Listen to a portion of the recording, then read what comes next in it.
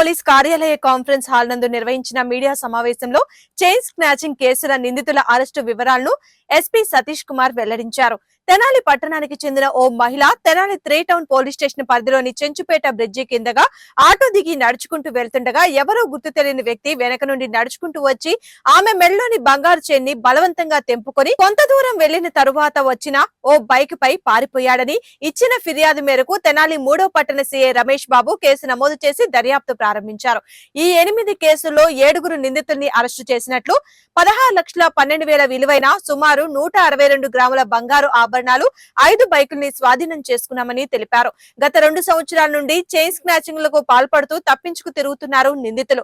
దొంగతనం చేసిన ద్విచక్ర వాహనాలతో చైన్ స్నాచింగ్ కి పాల్పడుతున్నారు ఈ నిందితులు. వీరిపై ఇప్పటి వరకు ఎటువంటి కేసు నమోదు కాకపోవడం గమనార్హం.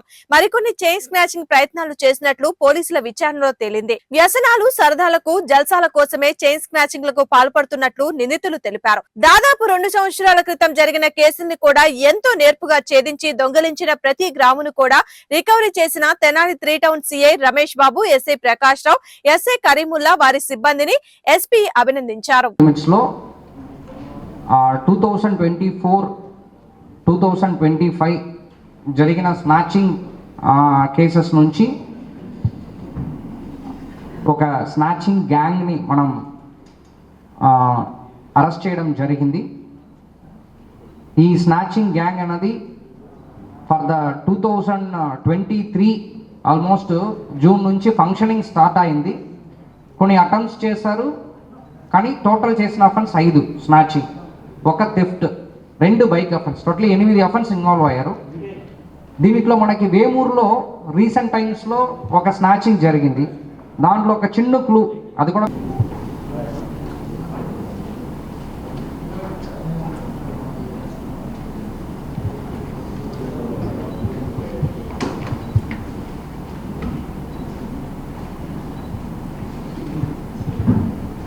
సో ఎవరెవరు ఇలాంటి స్నాచింగ్ తర్వాత అఫెన్స్లో ఇన్వాల్వ్ అవుతున్నారో వాళ్ళ వెహికల్ కూడా మనం సీజ్ చేసేస్తాం పర్మనెంట్గా క్రైమ్ వెహికల్ కిందకి. సో అది కూడా క్లియర్ కట్గా ఇన్స్ట్రక్షన్స్ ఇస్తున్నాము.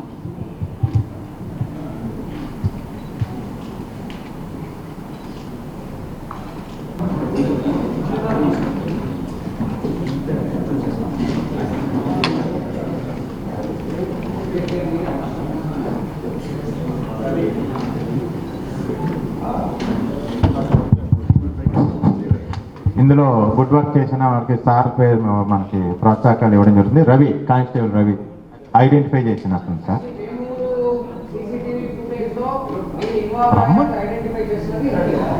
మురళి,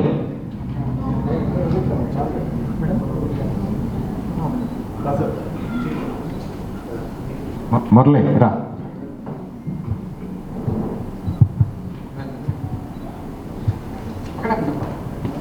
జైకర్,